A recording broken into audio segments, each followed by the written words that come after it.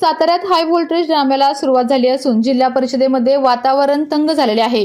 तिन्ही पक्षाचे सदस्य जिल्हा परिषदेमध्ये दाखल झाले असून थोड्याच वेळात अध्यक्षपद कोणाला मिळणार की भाजपचे ऑपरेशन लोटस सक्सेसफुल होणार का राष्ट्रवादी शिवसेना मिळून जिल्हा परिषदेवर आपला अध्यक्ष स्थापित करणार याकडे सर्वांचे लक्ष लागलेले आहे। पाहूयात सविस्तर या बातमीमधून।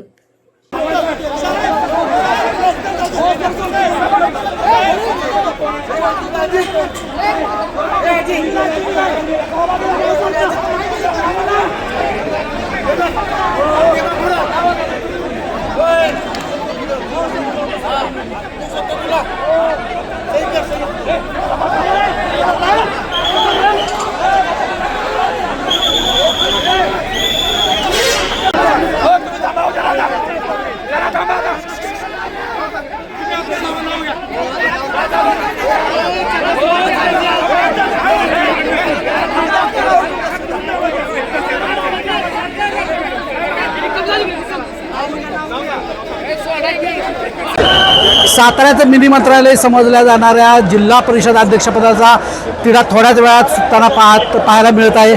आपण या ठिकाणी पाहू शकतो, हा जो ड्रामा आहे हा यावेळेस इतका रंगलेला आहे की या ठिकाणी मोठ्या प्रमाणात ट्विस्ट निर्माण झालेला आहे। प्रत्येकाचे सदस्य आहेत हे एकमेकांच्या ट्रॅव्हल्समध्ये घेऊन येताना पाहायला मिळत आहे आणि त्याचबरोबर आपले सदस्य कोणी चोरून नेऊ नये, कोणी त्यांना पळवून नेऊ नये हा प्रयत्न या ठिकाणी करण्यात आलेला आहे। राष्ट्रवादी असू द्या, शिवसेना असू द्या किंवा भाजप असू द्या, या ठिकाणी हे सदस्य आपापले घेऊन जाताना पाहायला मिळत आहेत।